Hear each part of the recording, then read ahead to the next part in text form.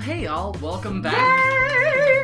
Either welcome back or welcome for the first time to Gadfly, the podcast about third parties, French candidates, and just generally weird electoral history. So today we're going to be talking a bit about a movement in the GOP known as the New Right. And the, Like New Coke. Yeah, you know, the thing everyone loved that made it definitively better. So the first wave of that was a blend of what people like to call classical liberalism, traditional social values, and just really hating communism. As of right now, we're in what's considered to be the third wave of the New Right, sort of this Trumpist, winner-take-all sort of ideal. But today we're going to be talking about a man who's considered to be one of the integral philosophers of the second wave, and got a lot of notoriety for being one of the few African-American conservatives. We're going to be talking about a fellow by the name of Alan Keyes. Alan Keyes! Are you familiar with I Alan? have heard of his name, and that's as far as it goes. So Alan Lee Keyes was born in 1950 in New York in what he described to be a, quote, naval hospital of some sort on Long Island. He's the fifth child of a military family, and his middle name Lee was decided by his father because his father really liked Robert E. Lee and felt that he had been much maligned, that he was a man of great honor. And yeah, he fought in the Civil War, but he did it because he lived in the South, not because he was racist or anything. Oh boy. Yeah. So this is okay. Alan's beginning is this. Alan's father, Allison Keyes, was a man of great military distinction. He fought in World War II, the Korean War, did 2 tours in Vietnam. While he was in Vietnam, he was awarded the Bronze Star and the Purple Heart. His parents raised him in the mold of their very strict view of Christianity and strong personal discipline. Alan would compare it to being raised in a boot camp. That's not a good thing, Alan. No. But also states that atmosphere was probably good for me. Being a military family, the Keyes moved around a ton, which is probably why when Alan was asked where he was born, he kind of gave a vague who cares sort of answer. The family lived in New Jersey, Georgia, Texas, Missouri, and did a stint in Italy for a while as well. When asked if there was a particular place that he lived in that he remembered the most fondly, Keyes said, not really. I was probably more aware of things in a lot of senses, self-consciously aware of them when I was in high school. I get it, you move around a lot, you're not really... You know, I moved around a lot when I was a kid, and you don't hold a lot of that small town love that I think a lot of people get when they live a place for a long time. Right, and everyone kind of comes into their own in high school. Exactly. And just, navel gazes a shit ton. So. Yeah. So when Keyes was in high school, his family settled down in San Antonio, Texas. He attended Robert G. Cole Jr. Senior High School. Okay, that's a lot. Yeah. That's a lot for a name. I know. Squeeze them all together. We don't have room for separates. 7th graders and 12th graders. What could go wrong? The students of that school were made up of children of military families from Fort Sam Houston and Camp Bullis, as well as the children of the civilians who worked at those bases as well. Alan became a member of the debate team and was selected for the National Honor Society. In his junior year, Alan was nominated by his school to attend Texas Boys State. Are you familiar with what Boys State is? I've never heard of Boys State before. Oh man! All right, so this is I'm gonna throw so much of my own personal history in this one. Ooh, yes. So Boys State is this program that's run by the American Legion, and each year they select 2 juniors from various high schools across the various states, and you go to a college, you live there for a week with minimal supervision, and you create a fake state government. What could go wrong? What could possibly go wrong? So I got selected to go to Buckeye Boys State in Ohio, and it was both a really unique experience that I'm glad I had, and I also just remember having such a miserable time when I was there. Oh. I was taking it very seriously from the jump, but there were also guys who showed up with fake beige leather briefcases and were they were going to be not just president, they were going to be a congressman, and then a senator, and then president. They had their life planned out. And I was just like, I'll just do this. I ran for governor. I came in 8th in the primary. I ended up being like a county assistant district attorney. Oh. It was a weird time. This is so great. Yeah, it's a really fun play pretend. And everyone else in my dorm took it the right way. We're all a bunch of 15-year-olds on our own. Let's just go hog fucking wild. And it was a miserable experience for me because before the age of 16, I was just a real boner to be around. Oh, you and me both, Dusty. Oh. So, as my own tangent, was there ever, a a girls' camp for this as well? Yes, there is a girls' state, and it's run by the American Legion Auxiliary. They are held at different times, and usually at different locations because, I mean, it's supervised by veterans, and they've already given so much. I don't think they need to deal with both male and female teenagers in the same school at the same time with no supervision. Fair enough, but I will argue that by having all boys created governmental system, it's like, and then you wonder how ISIS comes to be. Like, listen, I'm just saying. Yeah. Yeah. God forbid you have any kind of female influence. That's a really good point. I shouldn't be shocked that I didn't think of that. Stupid 90s male brain. Go listen to Nirvana. Yeah, God. I'm gonna go listen to Trapped. I don't need this. So Alan was asked to attend Boys State, and he did really well. So well that he was one of the 2 to be invited to go to Boys Nation. Boys Nation? Yeah. And just another, this is probably going to get cut, but the 2 guys who got to go to Boys Nation when I was there, you're given a checkbook for fake money. You had to pay for your own mattress. It was considered rent, and other sorts of things. Ew. It was awful. There was one guy who was in my dorm who just completely bucked the system. He did not give a fuck. And he was just constantly in court every single day. They were like, we're gonna throw you in jail. And he's like, jail isn't real here. Yeah. It's literally a room where these guys hang out. Fine, sue me. What are you gonna do? I've seen The Matrix. I know this is all bullshit. Yeah, what are you gonna do? Take my mattress? I took the red pill. But looking back, I love that dude so much more than I did in the moment, because I was like, take this seriously, and now it's like, I should have been you. But you had to run a positive balance in your checkbook. If you had a negative balance, you were immediately disqualified from Boys State. And the governor, lieutenant governor, and almost every senator at Boys State were running a negative balance because they all got sued at some point or another. To pay for the lawyers. It was anarchy. Once people discovered, like, I could pass the bar and just sue people.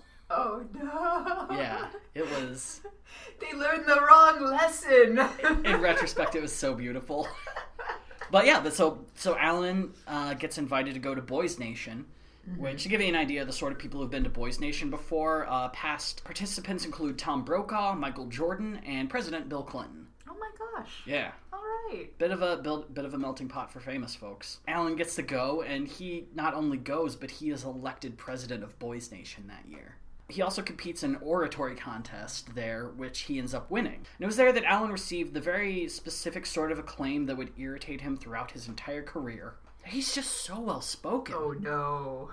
In 1999, Alan would state, I think it is a mistake to believe that there is some special skill in public speaking. And there's a lot of talk about it these days, as if it's a skill that is separate from ability. And it is not. I have to confess that I find it kind of insulting that folks will listen to what I have to say and say, oh, that was a good speech, instead of understanding that there is no good speech apart from the thought that goes into it and expressed by it. There is no trick involved that can turn something that has no substance into a good speech. The notion that somehow or another I give good speeches and then one does not show respect for the intelligence of the substance is, I think, something that is more than subtly racist. Yeah. He's not wrong. Yeah. So, after graduating high school, Alan's wicked intelligence would send him to Cornell University. In his first year, he joined the Cornell University Glee Club and became a member of the Hangovers, which is an a cappella subset that focuses on current arrangements of pop hits. So, a cappella? Yeah, a cappella, but very specific. Okay. Like, we're not doing your dad's a cappella. Also, while he was there, Keyes was described as having a pretty solid skill in opera and a voice that was described as a beautiful tenor. Ooh. He considered making opera a full-time career choice, but he had recognized that his skill was good but not great. And if that's your skill level in opera, you're pretty much going to be living a life of constant struggle. Yeah, no.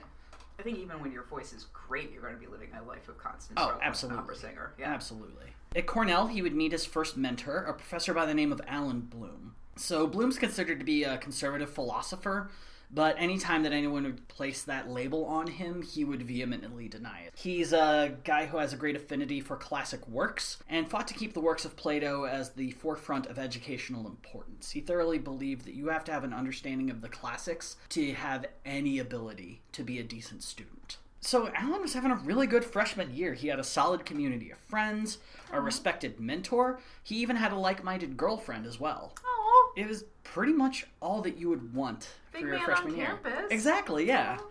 But I think we all know that your freshman year is seldom free of tribulation. You're also 18. Exactly, yeah. A perfect life is so easy to attain when you're 18 and It's suddenly amazing. free. His world would turn upside down on April 19th, 1969.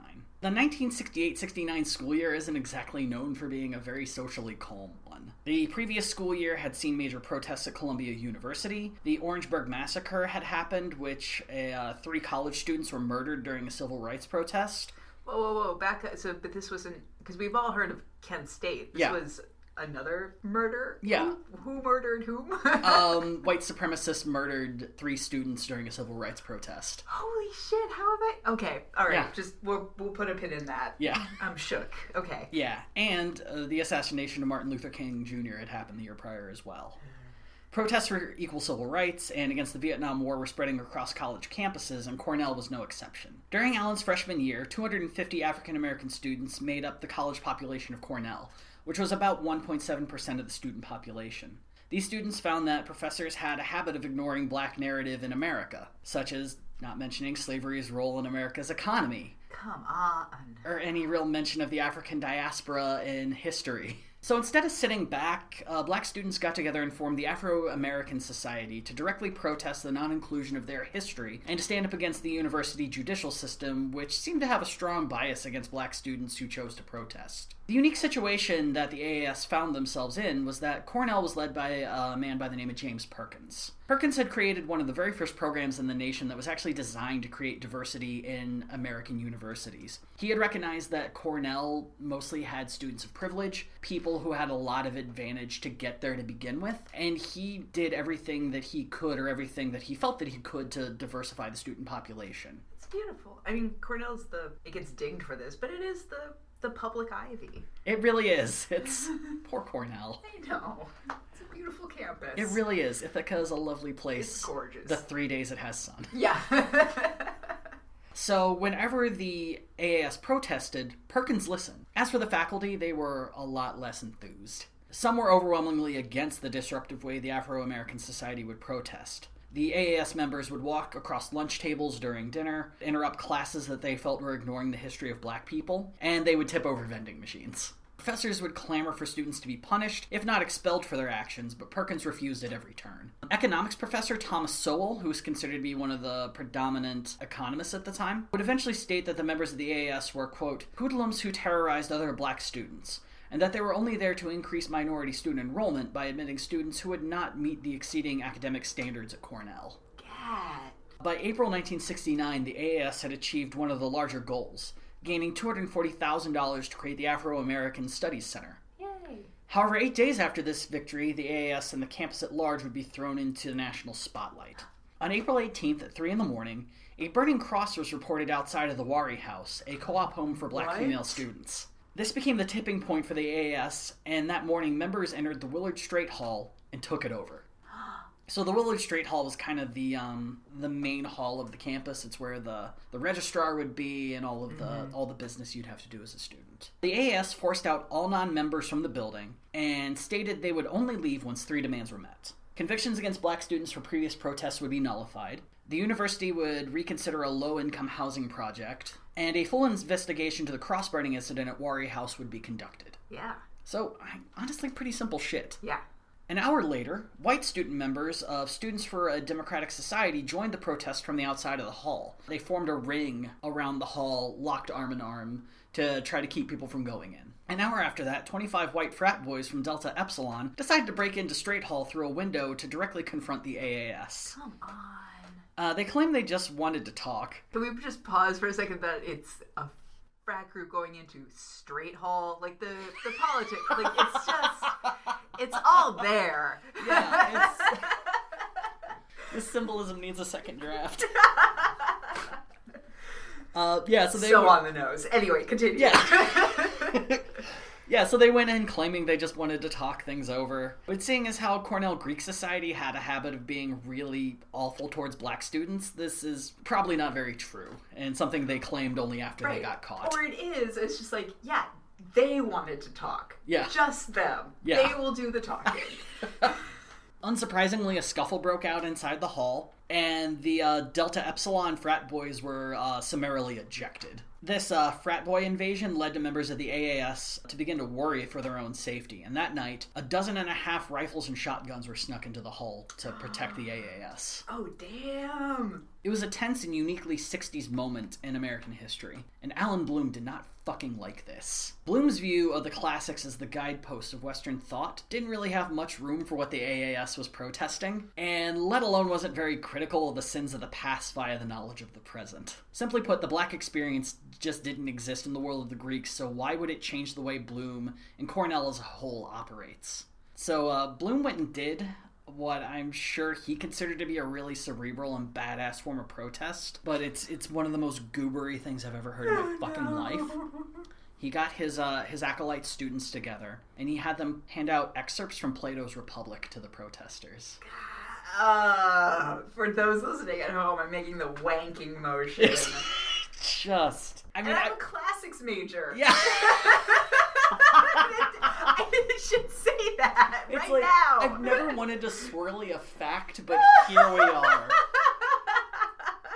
It's like, he just opened up his oldest bottle of wine after having that thought, farted into the glass, and just really had a time. I half expected that was going to end with him bringing his acolyte students and doing a reading of certain passages of the Iliad. Like, that's the only thing that could make this more wankable. Oh my god. He'd have a student dress up in the Cornell colors and then have them drink hemlock. Just... Quick, recite the ships! It's the most boring part of the Iliad. They'll be asleep fast. Oh my god. And then we'll take it over. Among the students of Bloom that were really mad at what the AAS was doing was freshman Alan Keyes. There aren't really any details as to what Keyes said or how he spoke out against the AAS, but whatever he said, it was more than enough to piss them off. The takeover itself would end the next day. The university acquiesced to the AAS demands. Yay! And also asked for the AAS to aid in creating a new judicial system on campus. All right! Yeah. Bloom would end up buying Keyes and his girlfriend a red-eye train ticket to Montreal the second the standoff ended because Alan Keyes was so afraid of his own life at that moment. Bloom would leave Cornell at the end of the year and transfer to Harvard, and during that time he also ensured that Alan Keyes would be able to transfer to Harvard with him. Keyes' conservative nature would end up flourishing at Harvard. Free of worry, he could be as right-wing as his heart desired. He noted in 1970 that when his fellow students were protesting Nixon's bombing of Cambodia, a war crime. A war crime. Keyes would say, God, it's about time. If they were serious, they would have done this a long time ago. Nope. Yeah. I mean, I'm sure they did, but we're finding out about it now. Yeah. Also good to know that in Cambodia, they're still discovering unexploded ordnance, and people are still suffering from that bombardment campaign to this day. But they should have done it a long time ago. In 1972, Keyes would finish with his BA in Government Affairs. He followed this up by staying another 7 years at Harvard to earn his master's and PhD. Funny enough, this kept the pro-Vietnam War Keyes from having to actually serve in the war himself. How about that? Yeah. Now, a strange thing happened to Keyes the year before he finished his doctorate. I heard this is something that used to happen a lot. It sounds made up to me. I don't know how it could have possibly happened, but before he graduated, he was offered a job. What? Yeah. Apparently, this used to happen all the time. Dusty, it still does kind of happen. You just have to have a degree in economics. That's it. Fair enough. Yeah, the only person I knew at undergrad who had a job getting out was like an engineering major. Yeah. The rest of us were just like, I guess I'm working at Potbelly. Yeah, no one's trying to get in on a classics major before. Yeah. Keyes was offered a job at the State Department. During this time, he would end up serving at the consulate in Mumbai, India. It was here he would also meet his wife. Aww. After that, he served at the consulate in Zimbabwe for a while, and then eventually came back to, stateside to serve at the actual State Department. And while he was there, he found his equivalent to Alan Bloom, a background monster by the name of Jean Kirkpatrick. Now, Jean has a long history, but she's most well known for what would be known as the Kirkpatrick Doctrine. The general idea of this came from her essay, Dictatorships and Double Standards. If you have a dictatorship, and the people most likely to overthrow it are of a communist mindset, support the dictatorship. Because eventually the dictatorship will fall, and when it falls, democracy will be able to step in and bloom. Oh, Gene. Mm-hmm. This is making the past 40 decades of American history make a lot more sense. Oh, yeah. And especially being the head of the State Department in the Reagan administration, you can see her work in Nicaragua, and Guatemala, and one other place we're about to talk about. A fun quote about Jean Kirkpatrick came from a former British ambassador to the U.S., Sir Nicholas Henderson, who said, "She's more fool than fascist. She appears to be one of America's own goal scorers. Tactless, wrong-headed, ineffective, and a dubious tribute to the academic profession to which she expresses her allegiance." Wow. I can smell the gin off that quote. Oh my god, yeah, it's real beautiful. So in 1979, she wrote that essay, and then the second Reagan became president, she became his immediate go-to advisor on foreign affairs. Kirkpatrick began guiding Alan Keyes' way throughout the State Department. Keyes was appointed as ambassador to the UN Economic and Social Council, or more commonly known as UNESCO. In 1984, Keyes would be the primary representative at the World Population Conference. So the conference in 84 was to be pretty by the book. The goal is to review the agreements made during the previous conference in 74 and use the latest research to guide a new plan of action for the next decade. But Reagan and Keyes had different plans. Oh no.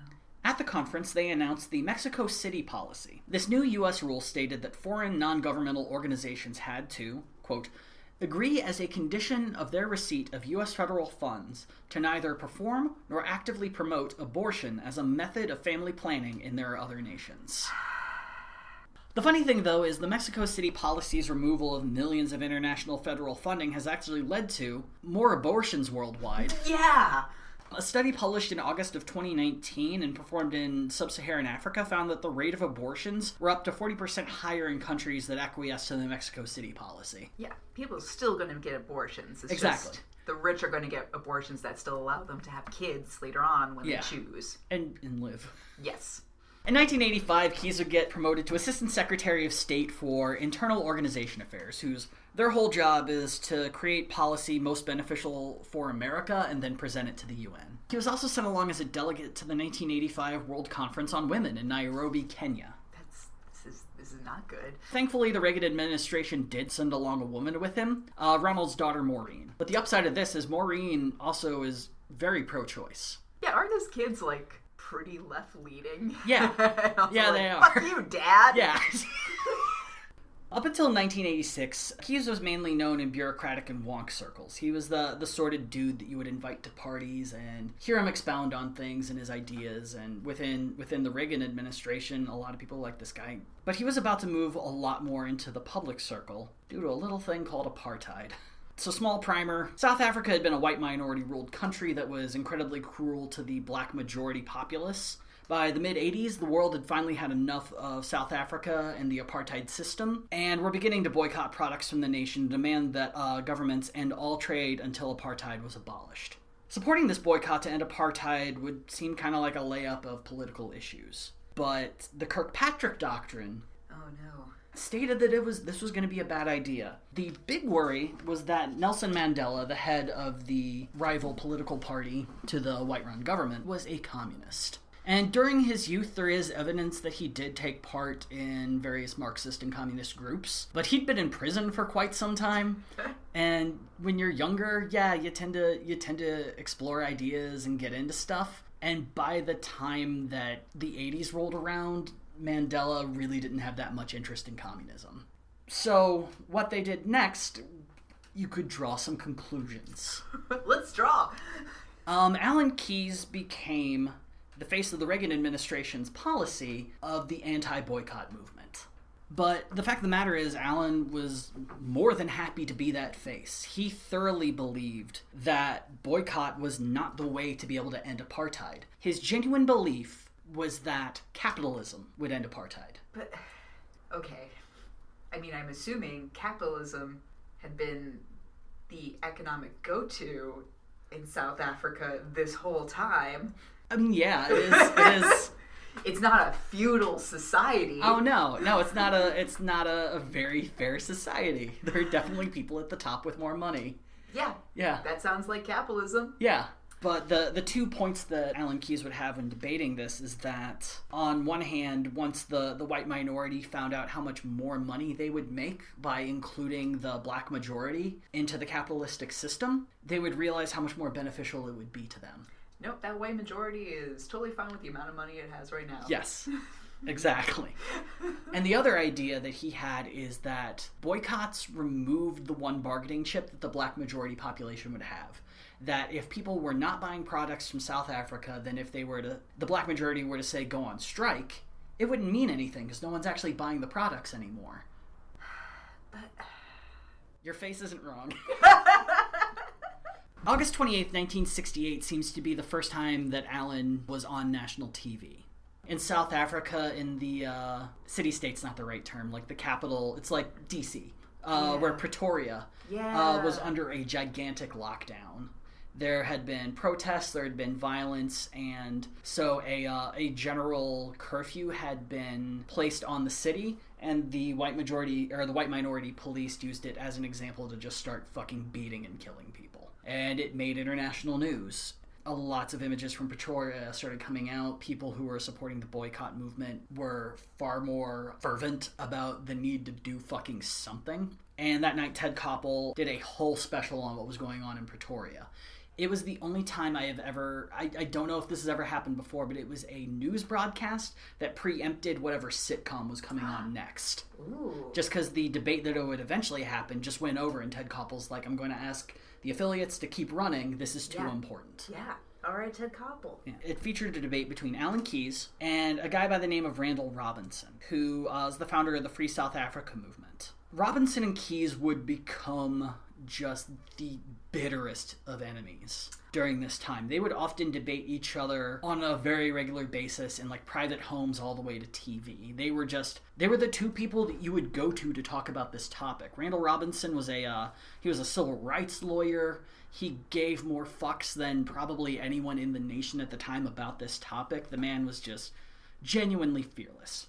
So during this debate, they would get into their fight. Keyes would say, capitalism will save the day, and Randall would just try his best to get through that nonsense and just be like, we have to do something. People are fucking dying. Yeah. This isn't about like a slow wait. We have to do something fucking now. When asked about Robinson, Keyes would say that Robinson was a cynical opportunist, while Robinson retorted with, I found Alan Keyes to be vicious and discourteous in a way I've never found anyone else, liberal or conservative. I'm not one who has much regard for Alan Keyes as a human being. Put these two men on RuPaul's Drag Race. Oh my god, it's so great. By the age of 37, Allen had become one of the most notable members of the Reagan State Department and one of the highest-ranked African Americans, second only to the Secretary of Housing and Urban Development, in Reagan's administration. However, in September of 1987, his meteoric rise would come to a surprising halt. So what happens depends entirely on who you choose to believe. Ooh, great. Great sentence. I love it. I can't wait. Keyes had met to discuss matters of international funding with the Deputy Secretary of State John Whitehead. According to the Washington Post, Whitehead had made a racially motivated slight towards Keyes, and Allen swiftly submitted his letter of resignation. The New York Times had a different story. The title of their story was, Ranking Black Resigns from State Department. Oh, man. Oh, great lady. Yeah. Keyes stated to the Times that the racial implications had been overblown, and pointed more to his dissatisfaction with Whitehead for speaking directly past Keyes to his subordinates about topics Keyes was more suited to answer. Whitehead stated that Keyes approached him the next day to complain, and Keyes would deny this on multiple occasions that it even happened. Either way, it ended with Keyes leaving the State Department. But lucky for him, he already had a new job lined up, and he joined the American Enterprise Institute, a conservative-based think tank. While this would seem like the perfect fit for a wonk like Keyes, he wasn't long for there, because Allen was about to embark on his first ever political campaign. Alan's about to hop into the real deal politics, the contact sport part. Yes, I'm always lulled into this like delightful journey down history and memory lane, and then suddenly I'm brought back to reality with the fact that he's going to make, whoever we're talking about is going to make an incredibly poor financial decision. At this time, Alan lives in Maryland. And if there's any current comparison you could make to a Republican running for office in Maryland, it would be running as a Democrat in Wyoming. Maryland is one of the most liberal voting states in the nation. It's not impossible for a Republican to do well. The current governor there, and incredibly popular Governor Larry Hogan, has served 2 terms there. Democrats, Republicans love the guy. He genuinely seems like a sweet dude. He actually probably had one of the most darling tweets I've ever seen during the shit year that was last year, where he had a cancer scare. And he took a picture of him with his newborn grandson, and they were both bald. That's adorable. Yeah, he just seems like a really lovely, good human. So there is a way that you could do extremely well as a Republican in Maryland. But it requires a hell of a lot of talent, fuck ton of charisma, and a decent chunk of cash. Okay. Yeah, and a soul. A legitimate soul. So in 1988, 2-term Democrat Senator Paul Sabarnis was up for re-election. The senator he's boring. He would seldom speak in a tone beyond mild excitement. But smart guy. He always knew what he was talking about, stood his ground when it came to morals. He just, would never light a room on fire. During his entire political career, his only moment in the limelight came in 1974 when he introduced the first article of impeachment against President Nixon. Previous attempts to defeat him had been sizable failures. He trounced the incumbent senator in his first election with 59% of the vote, and the previous election in 1982, Sabarnis won by 63 to 36. Okay. People just love the guy. He just gets it done. He's not showy. Yep. But he does his job, and he does it well. But Alan Keyes thought he could beat Paul Sabarnis. But the funny thing, though, is Alan Keyes wouldn't win the Republican primary that year to face Sabarnis. A fellow by the name of Thomas Blair did. Blair was what people would call a self-made millionaire. During the Republican primary, he barely ever showed up to debates, but he had a fuck ton of money, and that was all he needed to end up getting 45% of the vote and winning the nomination. People really didn't know what he stood for, but he had a fuck ton of money, and that's at least more than the state GOP had in other elections. But then 3 months later, Blair dropped out, citing, quote, an inability to conduct a full-time campaign. The Maryland Republicans would be able to select a new candidate, though, to replace Blair. But no one they wanted would agree to run or even publicly express interest. Because they just knew it was a losing endeavor. Oh yeah, they knew it would just be a complete waste of time. Yeah, at least with Blair, you have the money. He might not do everything he needs to do, but it's a fighting chance. Right. Yeah. Right, and it's not, GOP's lean's like, well, it's not our purse string, so exactly. have at it. Exactly. So when the state party finally came together to nominate their candidate, what they found was one of the most boomer things to ever boomer. Oh, no. Keyes and his supporters were handing out printouts of his resume. And this is how Alan Keyes became the party nominee for Senate. It's going to be sick. You just, look, all you got to do is you just got to show up to the party convention. You got to ask them if a job's available. Shut up, Dad! I'm going to be a congressman. I'm going to do it the right way by filling out a 10-page form at Blockbuster. And this is where if we had any money, we'd play like one of the more somber Springsteen songs. Oh my God. One day, we can all dream.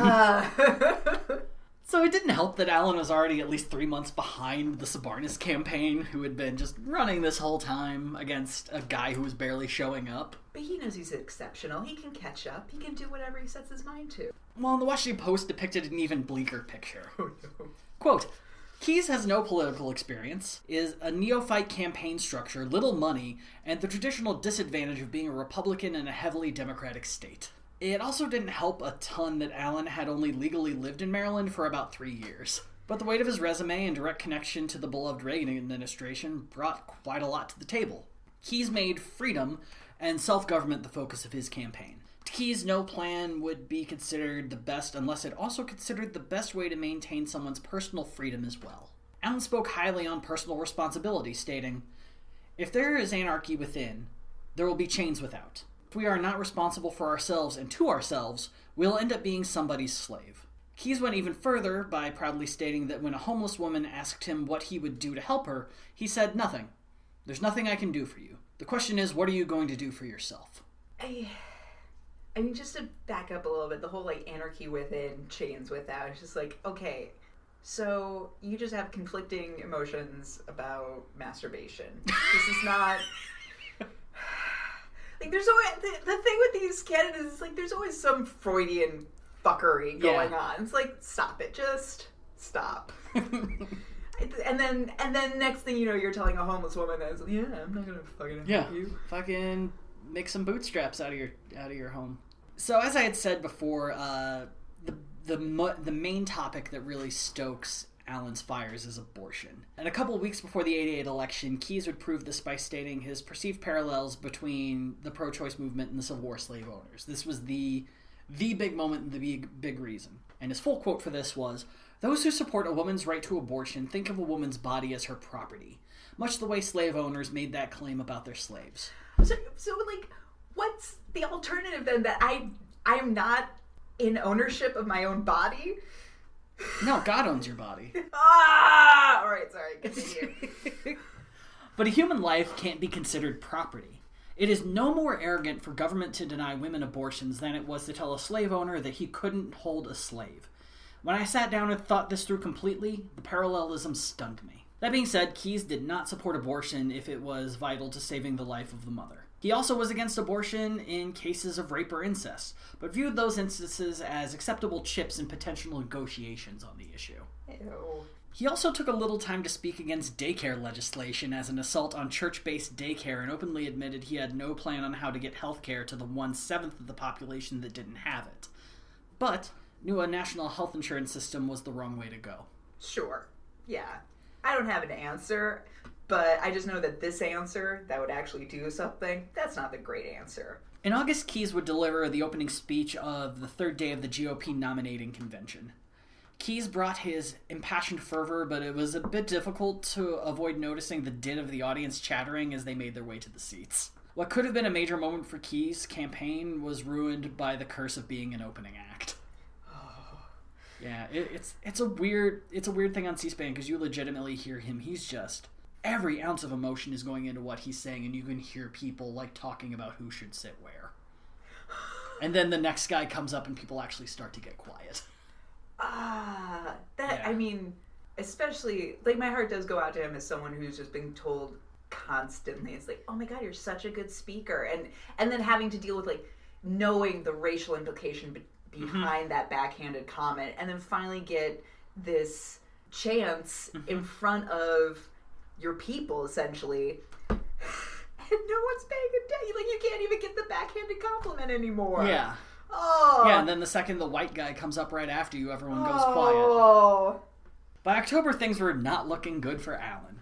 His own polls showed him trailing behind in a 2-to-1 margin. He is $1 million behind in fundraising, and his only hope of raising more was a last-minute fundraiser featuring President Reagan. So yeah, that fundraiser where Reagan showed up, it was actually... Reagan seemed really impassioned about the idea, and it was really excited about it. A lot of his own people were telling him, don't do this, it's a waste of your time. He's like, no, I want to help Allen Keyes. My astrologist told me so.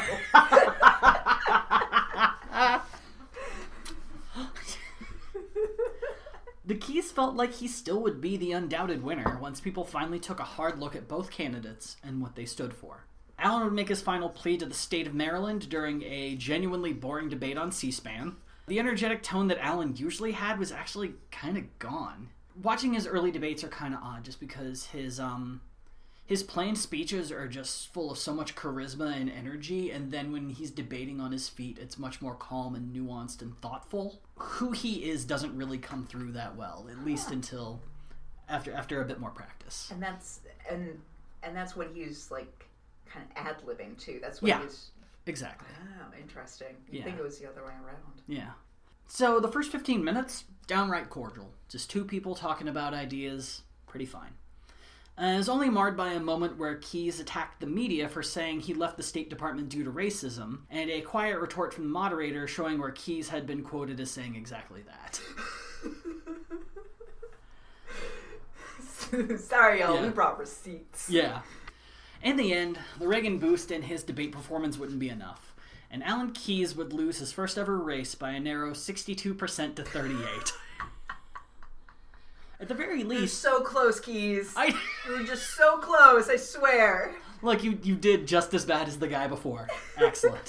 If Rocky De La Fuente has told me anything, you can make math work for you. Immediately following his 88 loss, Keyes vaguely vowed that he would return to Maryland politics, which he sort of did.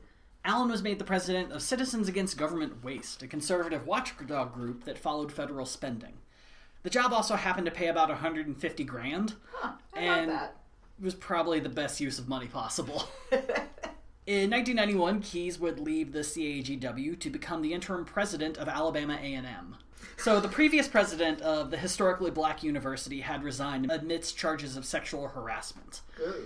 And in Alabama, whenever the president of a state-run university resigns, the governor gets to decide who the interim president is. Oh, okay. And so he's like, who do I know who could do this? Alan Keyes. I couldn't find much about Alan Keyes' tenure at Alabama A&M. It kind of seems like he was barely there. When asked about the university, he made it sound like he's just doing a favor, and then he's gone.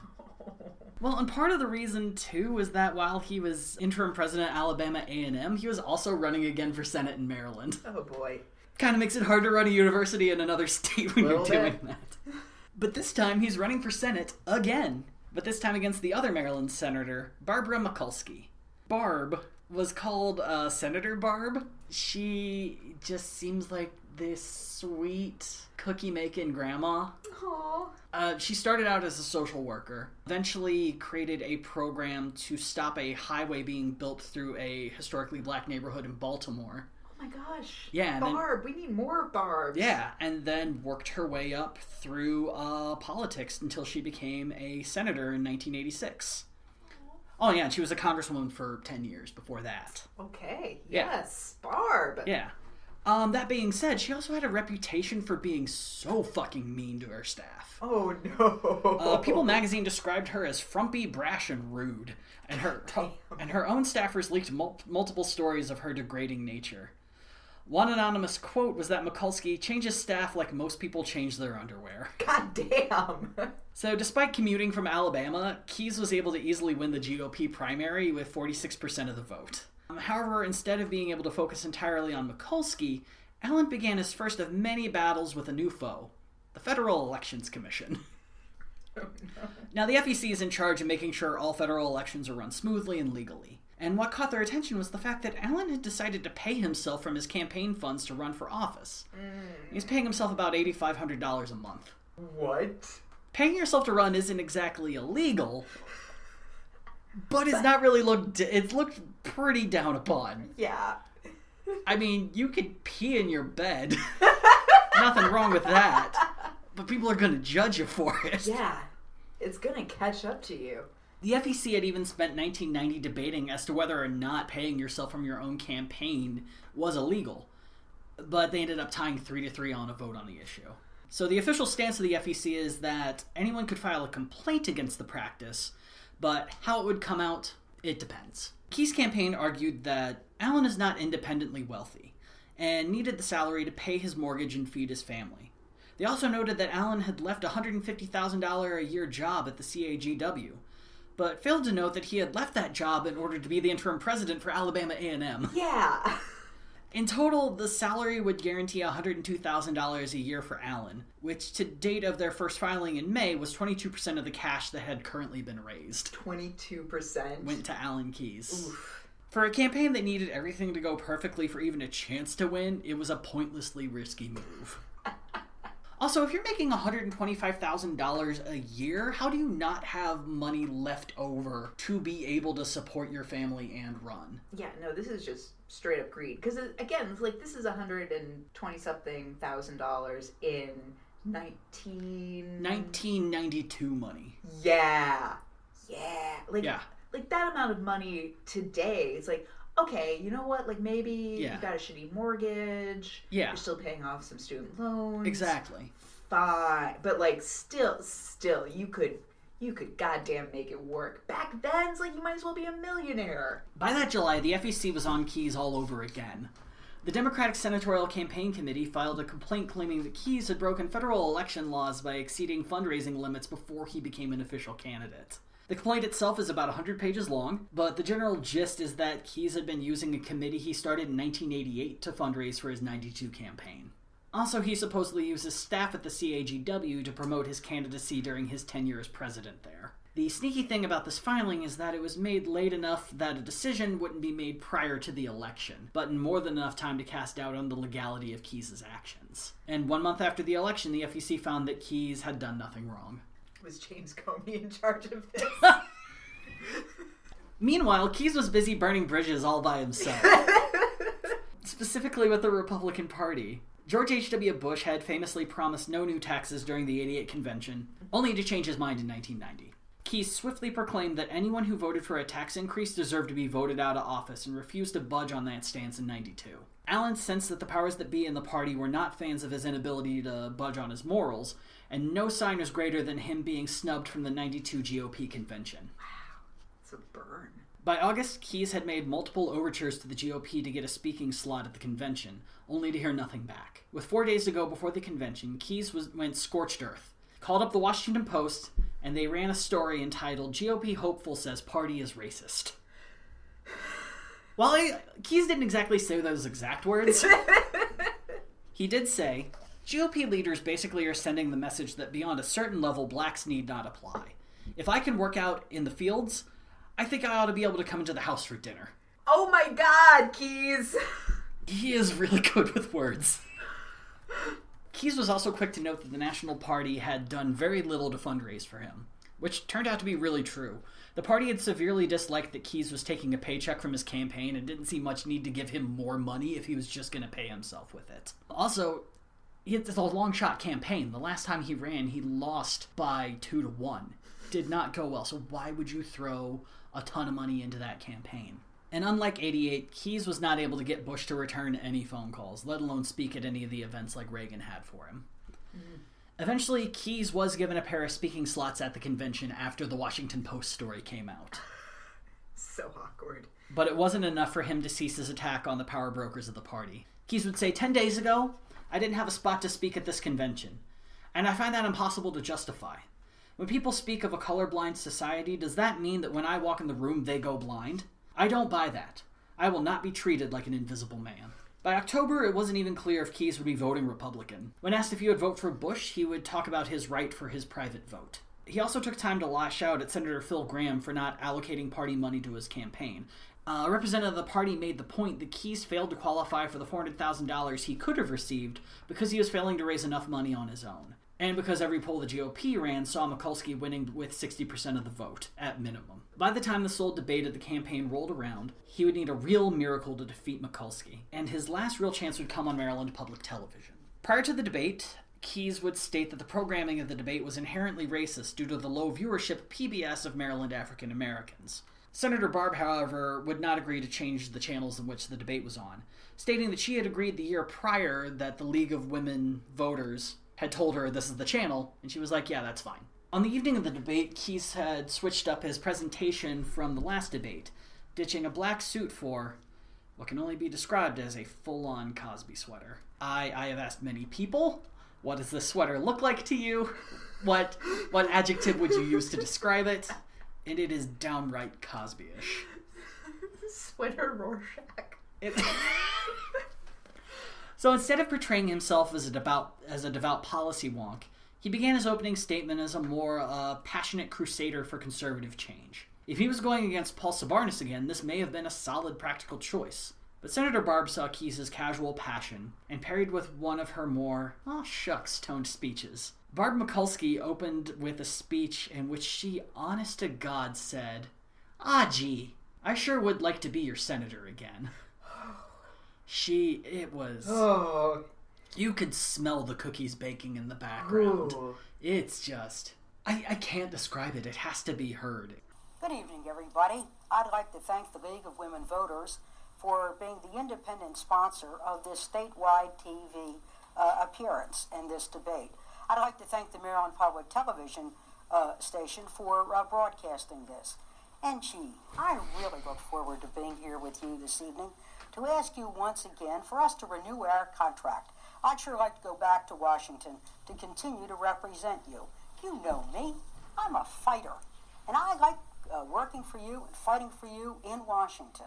And after that, it's just class. policy. But yeah, she's... Cut and print. Yeah, she... God damn. She knew what she was doing, and she did it well.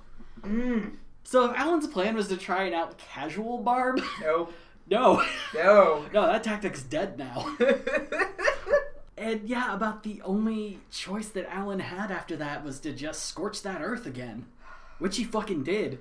The first sparks began to fly while the two were debating welfare reform, where Mikulski advocated for good guy bonuses to employers that allowed people joining the workforce to stay on their welfare programs for a year and a half. Keyes took a different tact and called welfare in its current form a, quote, dead-end street plantation. Is he not aware of, like, the decimation of the inner city by this point? I don't think he grew up there. Nope. He stated that the real way to reform welfare was to install requirements for at least one able-bodied person in a household to be employed and for there to be required drug testing of recipients. I just, like, all of this is now what we're dealing with when it comes, like, I'm speechless because it's just like that ended up happening and now is happening even more. Oh yeah. And you know, you need government services the most when you're employed. Or at least it's... Keyes went into a full-throated passion when the topic of abortion was raised by then local reporter April Ryan. Oh my god. It was wonderful. I lost my shit. She was like, April Ryan, you... Oh my god! Once again, Keyes made his parallels to slavery and stated that a mass of cells aren't human as being a straw man argument. He backed this up by saying, prove to me that you're a human being. Do you say you're a human being because you're intelligent? Well, does that mean the next more intelligent person who walks into the room is going to be more human than you? Are you a human being because you can live outside the womb? Dogs and cats live outside the womb. Does that make them human beings? Throughout the debate, Keyes made a point to state that Mikulski was good at talking the talk, but in his opinion constantly did the opposite of what she promised to do. It happened so often that at the halfway point, Mikulski asked Ambassador Keyes to stop using slogans to attack her so that they could have a substantive debate. Alan replied by using a slogan to attack her record. But Alan had one final move, and the level of conviction he had when playing it really felt like he viewed this as his biggest hit of the night. Not only was Alan's last tactic a way to discredit the scandal of him paying himself out of his own campaign funds, but would be a way to shame Mikulski in the process. The year prior, Congress had given itself a pay raise. Previously, this was something that Congress would vote on and then would be effective immediately, but the 27th Amendment would get passed the next year, and it made it that Congress could vote for a pay raise, but it wouldn't be started until the next year began. But to put it lightly, people did not like the fact that Congress had just given themselves a raise. Yeah. So Keyes brought that up following a question about him paying himself his own money, and he made a point that he was actually taking a pay cut of over $130,000, or 60% of his income. Now, I'm not sure if this counts when he was Alabama A&M president or when he was at the other place, but we know he wasn't making $240,000 at CAGW. Yeah. It's really, I don't know where he was getting these numbers. But he kept pressing the fact that it is incredibly hard to run a well-funded campaign against a wealthy competitor if you yourself don't have a lot of money to run. But if people were really so mad about him taking a paycheck, then they should be just as mad at Senator Barb for giving herself a raise. And if she really did care about the people of Maryland, she would vow on state public television to refuse the pay raise. Not a bad move. If that's your one move, fucking make it. And that probably would have worked against any other senator, but not Senator Barb. You see, Mikulski had voted against the pay raise, and after stating that, she said this while looking at Alan Keyes the whole time. And guess what, Alan? I've given it back. You know the money comes, and I said, oh no, if I voted against it, I'm sure not going to keep it. I've already given it back, and I've got the check stubs to show you I've done that. Oh, damn. In that moment, Alan was crushed under a pile of receipts. Hey, y'all, you want to see a dead body? Funny enough, Barb returned back to sweet Grammy mode for her closing speech, giving another OG and just really sounding sweet and rehearsed. So 2 weeks later, Barbara Mikulski went on to win 71-29. Man. It had been one of the largest losses for a GOP candidate for Senate in Maryland. It would take 20 years for another Republican to perform worse. After the election, Keyes would return to his presidential post at the CAGW and made occasional appearances on forums hosted by the National Review and the Heritage Foundation. And now I wanted nothing more to really kind of gloss over all of these speeches that he had, but he kind of said something that I need other people to hear. I can't be the only person to know that this sentence exists. So, and this was in a speech about race hosted by the Heritage Foundation.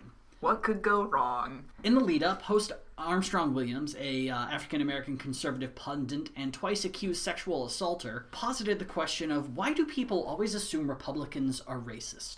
Keyes replied by repeating that Democrats were the party of slavery and the party that invented the Klan, a true fact that often ignores the Southern strategy. Mm-hmm. But he also said this: I always thought it was kind of ironic that somebody like David Duke, who is regarded as this kind of symbol of racism in America, when he was an open and professed card-carrying member of white supremacy groups in the Ku Klux Klan, he was a Democrat. When he decided to put on a three-piece suit and pretend he was a respectable and no longer just a plain old racist, he thought he'd become a Republican. Now, it seems to me that this tells you something about the knee-jerk assumption that somehow or another that Republican label means racist. By 1994, Radio America approached Keyes with the opportunity for him to host his own syndicated radio show, and that year he premiered The Alan Keyes Show, America's Wake-Up Call. It was about 3 hours long, one of those sort of deals where he'd talk every single day. And it seemed that Keyes was ready to settle into a life of conservative advocacy and punditry. But something far greater was on the horizon. Oh no. Which we'll talk about next time. Oh no. Part 2, motherfuckers! Keys to the key name. Oh no!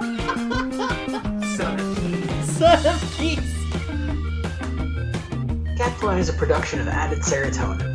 You can find us on Twitter and Instagram at gadflypod.